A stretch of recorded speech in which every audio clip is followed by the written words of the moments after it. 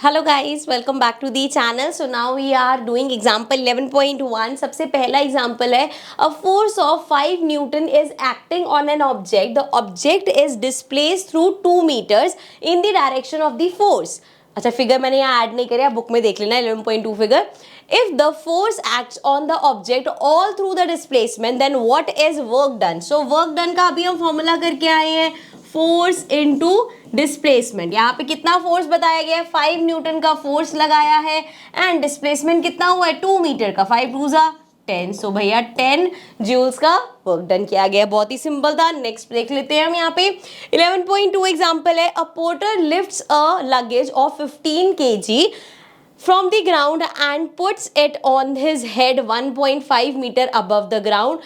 Calculate the work done by him on the luggage. So देखो जरा यहाँ पे लगेज का मास हमें दे रखा है.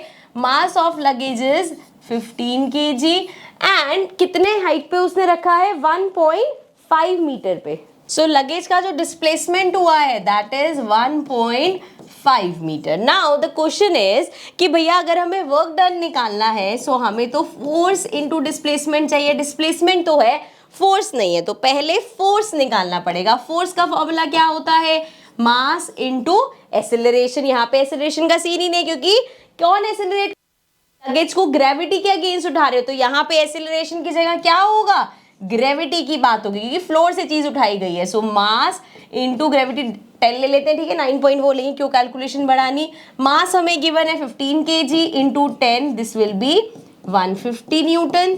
ठीक है, सो यहाँ पे फोर्स हमारा आ गया 150 न्यूटन इंटू एस कितना है 1.5. सो 15 इंटू 15 0 पॉइंट हट जाएगा. ठीक है, सो ये आ गया 225 joule. So that means 225 joule का वर्क डन किया गया है. सिंपल थे दोनों ही एग्जाम्पल. अब इसके बाद हम अपना एनर्जी का टॉपिक स्टार्ट करेंगे, बट ये वर्क डन वाला हमारा टॉपिक कंप्लीट हो गया है.